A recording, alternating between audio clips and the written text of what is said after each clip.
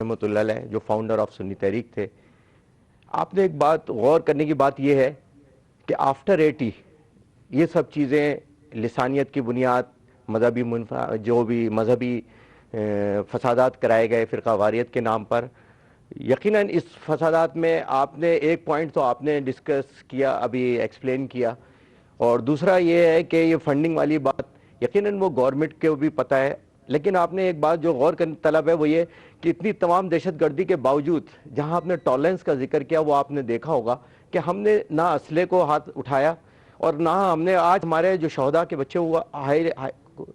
باہر یونیورسٹیوں میں پڑھ رہے، ہم نے ان کے ہاتھ میں قلم دیا، صرف اسی وجہ سے ہم نے یہ نہیں کہ اب اس میں انتقاماً ہم چیز کو اٹھانے کے چلے، اور یہ ایک رہا ہے، لیکن ہمیں سوچنا یہ ہے کہ ان کی جو فنڈنگ ہو رہی ہے، ان کے جو دہشت گرد ہیں اور جو 3,500 دہشت گرد آپ پکڑ چکے ہیں جو وزیر داخلہ کے بیان کے مطابق، وہ کس تھاٹ آف اسکول کے ہیں، وہ کون لوگ ہیں جو اس دہشت گردی میں ملوث ہیں، وہ بھی آپ کے سامنے ہیں، کہ ان کو فنڈنگ ہو رہی ہے وہ بھی آپ کے سامنے ہے، لیکن آپ اور ہم ان کا نام لیتے ہوئے سوچتے ہیں 100 دفعہ۔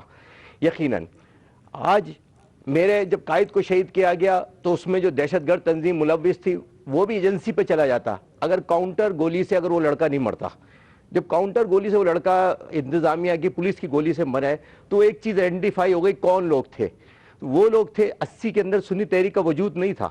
جب وہ مسجدوں ٹھیک میں ہے، حملے ہو مجھے رہے قائد تھے، صاحب یہ امام بتائیں، بارگاہوں پہ یہ تو ہم سب جانتے ہیں جس کے ساتھ جو زیادتی ہوئی ہے، اسی کو ہم ڈسکس کر رہے ہیں کہ جو اتنی شاتیں ہو گئیں کسی بھی فقہ سے ہو، مسلمان بن رہے ہیں۔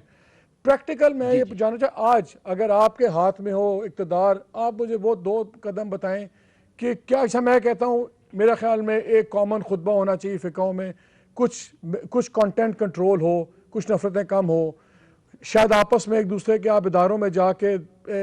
انوائٹ کریں، شیعہ عالم انوائٹ کریں سنی علماء کو، وہ ادھر آ کے درس دیں، خطبہ دیں، وہ ادھر جائیں، ایک دوسرے کو ملیں۔ علامہ صاحب پروگرام کی بریک میں کہہ رہے تھے کہ ہمیں مجالس میں بلانا چاہیے لوگوں کو۔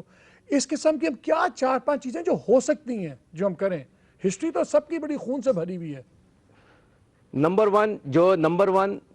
فنڈنگ کو روکا جائے، ٹھیک، نمبر 2 جو دہشت گرد آپ نے اب تک اریسٹ کیے ہیں ان کو آئیڈینٹیفائی کر کے ان کو سزائیں دی جائے اسپیڈی ٹرائل کے فوری طور پہ، اور نمبر 3 کہ محب وطن اور دہشت گردی کے اندر فرق محسوس کیا جائے، بتایا جائے کون ہے اس ملک کے اندر دہشت گردی، کون ہے جو اس ملک کو ڈی اسٹیبلائز کرنا چاہتے ہیں۔ نمبر 3 جو آپ نے خطبے والی بات کی، یقیناً سب ہمارے علماء بیٹھے ہیں اور یقیناً یہ چیزیں پاسبل ہیں کہ ہو سکتی ہیں ہم کریں، لیکن ہمیں جس چیزوں کا پتہ ہے، ہمیں دہشت گردی کا جب پتہ ہے تو ہم اس کو روکنے کے لیے کیا کر رہے ہیں؟ ہمارے ساتھ